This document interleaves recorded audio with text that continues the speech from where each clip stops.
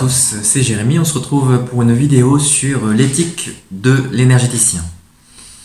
Alors si vous avez envie de vous diriger vers l'aspect professionnel, vous êtes sûrement posé la question de ce que vous pouvez faire ou ne pas faire.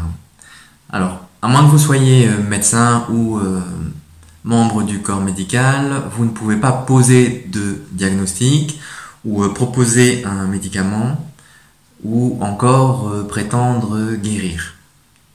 Bon, déjà, de toute manière, par humilité, en général, on ne dira pas à la personne qu'on va la guérir, mais à la limite qu'on va la soigner énergétiquement, la soutenir dans son évolution.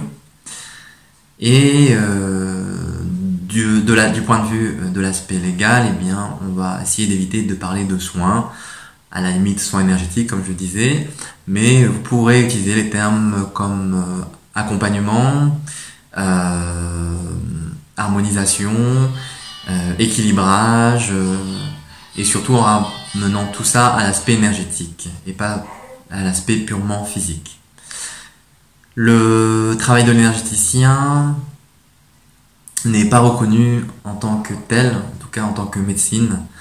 Je sais que ce n'est pas facile pour vous, du coup, de vous présenter. Mais il faut trouver les termes adéquats. Du coup, vous ne pouvez pas dire à la personne d'arrêter ses traitements et lui conseiller de ne pas se faire opérer.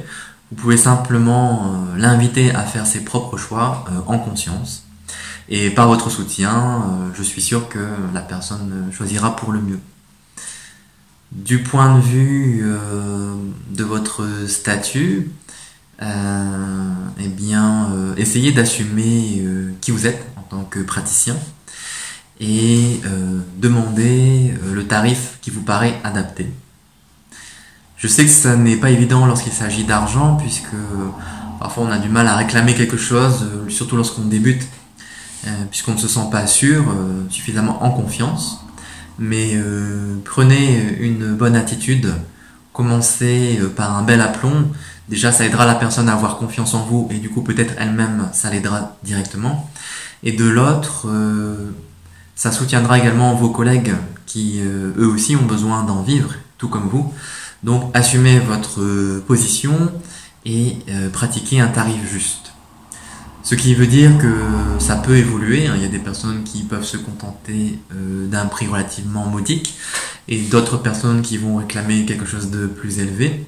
Il n'y a pas de règle ou de honte par rapport à un tarif plus ou moins élevé. C'est surtout en vous-même que vous devez vous poser la question, est-ce que mon tarif semble correspondre à ce que je pratique et également par rapport à des valeurs moyennes du marché. Voilà, c'est tout pour aujourd'hui. Je vous souhaite une bonne pratique, j'espère que ça vous aura éclairé un petit peu et je vous dis à très bientôt.